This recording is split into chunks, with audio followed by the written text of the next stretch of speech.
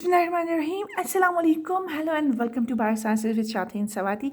And today I'm here with the role of hormone in menstrual cycle because I got lots of questions related to the role of the hormones, which hormone rises during the menstruation and which hormone decreases, and which part of the pituitary gland releases the hormone for controlling the menstrual cycle or reproductive cycle, and what is the role of the gonadotrophin hormone, luteinizing hormone, and many more I will discuss step by step. So first of all, what is the menstrual cycle? Menstrual cycle is also known as the reproductive cycle of the female. So this is not only in the human female, this is all in all primates, but here I will discuss about the human female. So there are different phases of the menstrual cycle. The first phase is the menstruation phase, and the second one phase is the follicular phase, and third one is the ovulation phase, then the luteal phase. The length of each phase can differ from woman to woman, and it can change over time. Must keep it in your mind. In some female it is of 28 days, in some 30 days, and so on. Is it clear? So this is these are the different stages or the phases of the menstrual cycle, which I will discuss one by one. And during discussing the phases, I will also discuss the role of hormones related to that phase. So the first phase I'm going to discuss is the menstrual phase.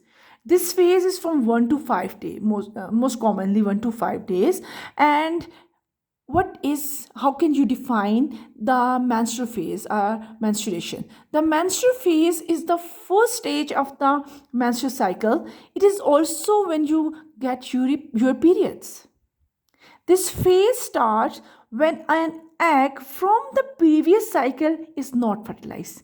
Actually, menstruations, the release of the blood and mucus and tissues from the uterus, from your vagina through vagina, is actually happen when the egg from the previous cycle is not fertilized, because pregnancy has not taken place. So the levels of the hormone estrogen and progesterone drops.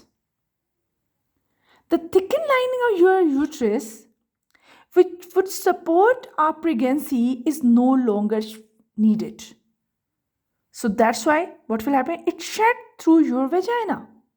So this is the menstruation phase, and it is mostly 1 to 5, and some it is 1 to 7. Is it clear? Okay. So the second phase is the follicular phase. So must keep it in your mind. During the menstruation phase or the menstrual cycle, what will happen? The hormone estrogen and progesterone level drop. But at the same time, what will happen to the luteinizing hormone and the follicle stimulating hormone? At that stage, follicle stimulating hormone increases. Gonadotrophin hormones increases, because now we are entering our next phase, that is the follicular phase. So what is the follicular phase and what are the follicle cells? The follicles phase starts on the first day of menstruation and ends with ovulation. Is it clear? First day of the menstruation and ends with the ovulation. So prompted by the hypothalamus. Hypothalamus actually releases the factor hormone, which is the gonadotrophin hormone.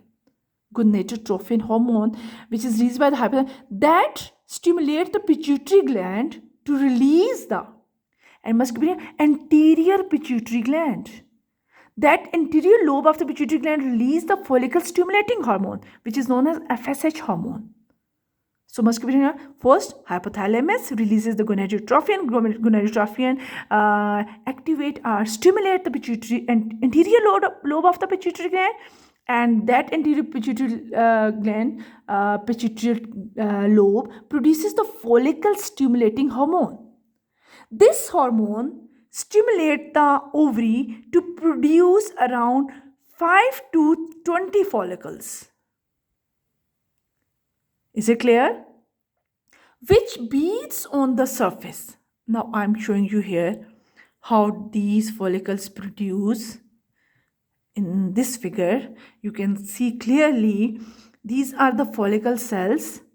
These are the follicle cells, the primordial follicle cells, and these primordial follicle cells divide or undergo the mitosis mechanism by the follicle stimulating hormone, and these follicle stimulating hormone, follicle stimulating FSH, that increase the number of the follicle from 5 to 50, and these follicles then beads on the surface, or you can say they wrap around the egg and protect the egg, which is oogenesis.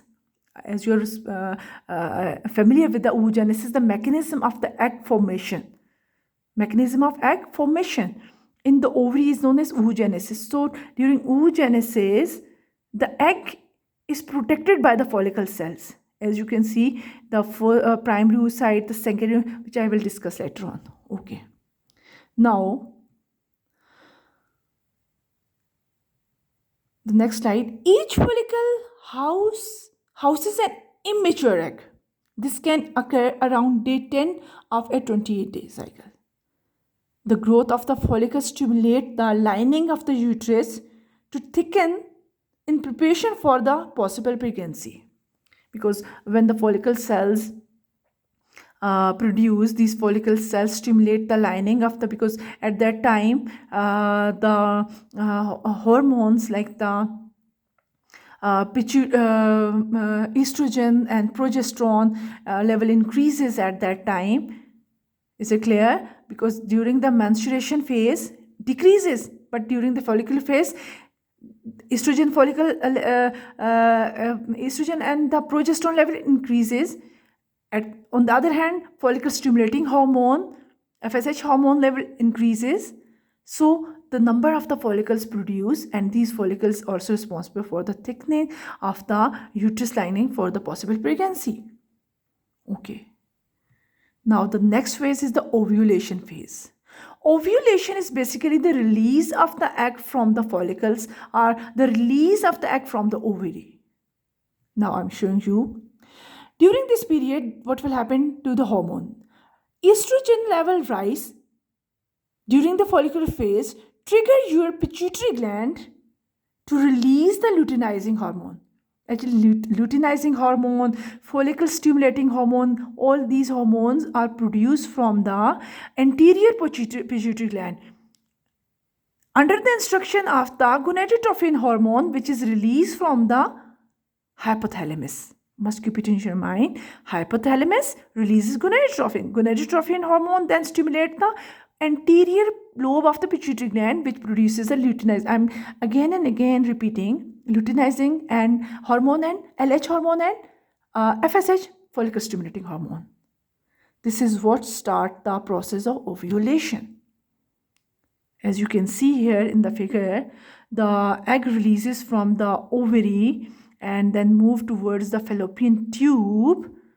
You can see here very clearly, this is the ovary, and inside the ovary egg produce, which is wrapped by the follicle cells, and then the follicle cells wall rupture. Then what will happen after rupturing? The egg release and move towards the fallopian tube. Okay, now you can see these follicle cells wrap around the beads around the egg. Now when the egg mature and reaches at the secondary oocyte, you know that the primordial germ cells during the oogenesis, primordial germ cell converted into the primary oocyte. Then primary oocyte means the oogonia converted into this primary oocyte. Primary oocyte then mature to the secondary oocyte. Then the egg release from the follicles at the, must keep it in your mind, have secondary oocyte. Because mostly students don't know that the egg, they think so that the mature egg release from the follicle. No. mature egg do not release from the follicles during ovulation. It release at the secondary oocyte stage. And this egg, when released from the follicle stage, is known as ovulation. And what will happen to the, if the egg fertilize with the sperm, then it undergo the next phase to become the mature egg. Actually, mature egg produced after fertilization. And if the egg is not fertilized with the sperm, if the sperm is not available, then what will happen? This egg at the secondary site degenerate. So what will happen after ovulation? This is the release of the egg from the ovary, from the follicle cells. Now these follicle cells converted into the corpus luteum. Corpus luteum is the most important structure that become the gland. This corpus luteum produce the progesterone and estrogen, and also play a very important role in the thickening of the uterus lining for maintaining the pregnancy, or you can say that simply for if the pregnancy occur, then what will happen if the egg fertilized, then this fertilized egg implant in the uterus. So this will help to rise the level of the to produce the estrogen process. And if the pregnancy do not occur, if the egg do not fertilize, then what will happen? If the egg does not fertilize, then this corpus luteum degenerate by the macrophages, and then what will happen? This converted into the corpus albicans by the deposition of the collagen type 1 proteins. So this comes out of come outside of the body through the vagina in the form of the during the phase of what? Menstruation. Is it clear? Very easy. How do the follicle produce, and these follicles then cover the mature the egg, which is that the egg undergo the oogenesis. Oogenesis is the process of formation of the egg. So egg is wrapped around or covered with the follicle cells, and then you can see when the egg release at the secondary oocyte stage. So you can see here the structure of the egg. I will discuss later on the structure of the egg. This egg is covered with the membranes or the layers of the cell, which is known as the zona pellucida and the corona radiata. Is it clear? So these are the different layers. Actually, these layers are formed from the follicle cells. Okay. Now that's very interesting. Now ovulation is when your ovary releases a mature egg. The egg travels down the fallopian tube towards the uterus to be fertilized by the sperm. The ovulation phase is the only time during your menstrual cycle when you can get pregnant. This is the time when the females have a chance to get pregnant. Ovulation happens at around 14 day 14 if you have a 28-day cycle, and if you have more than 28, like 30 days, then it will be around about the 15 days, right in the middle of your menstrual cycle.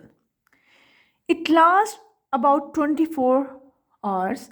After a day, the egg will die or dissolve if it is not fertilized. Is it clear?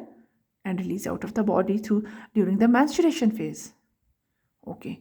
Now the symptoms of the ovulation, how the female know that she is ovulated. A slight rise in the basal body temperature, thicker discharge that has the texture of the egg white. Is it clear? Okay. Now the fourth stage is the luteal phase. The luteal phase is actually the phase between the menstruation phase and the ovulation phase. The first is ovulation, and after ovulation, then the next phase is the luteal phase, and after luteal phase there is menstruation phase. So this is the phase between the ovulation and menstruation phase. After the follicle released its egg, as I haven't showed you, that it changes into the corpus luteum. As I have discussed, that how do the egg release from the follicle, and when the egg release from the follicle, then what will happen? This follicle converted into the corpus luteum. This structure release hormone, mainly progesterone and estrogen. This rise in the hormone keeps your uterine lining thick and ready for fertilized egg to implant. Okay. Now, if you do get pregnant, now how you people detect the pregnancy? Which hormone produced in the female? Your body will produce the human chorionic gonadotropin.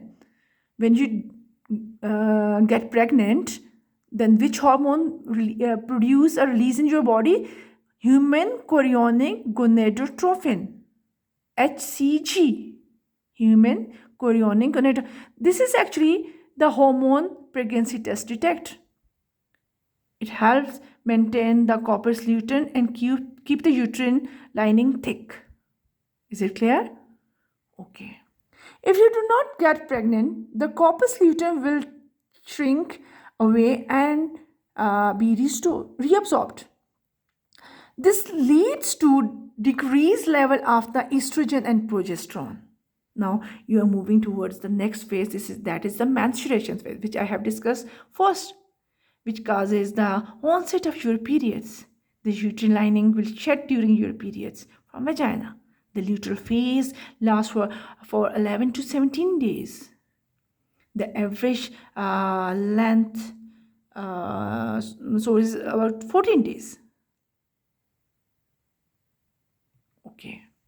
Now, what is the Pre-Menstrual Syndrome, PMS? During this phase, if you don't get pregnant, you may experience symptoms of the PMS, Pre-Menstrual Syndrome. This include the bloating, the breast swelling, pain, tenderness, mood change, headache, weight gain, change in the sexual desires, food cravings, and trouble sleeping. I hope so. The lecture will be clear upon you people, and this lecture will provide you the best source to understand the role of the hormone during all the phases of the menstruation. If you have still any question, write down in the comment box, and kindly do subscribe the channel and like the videos and share the videos. If you're sharing the videos, you're sharing the knowledge. So keep watching, keep sharing knowledge. Thank you.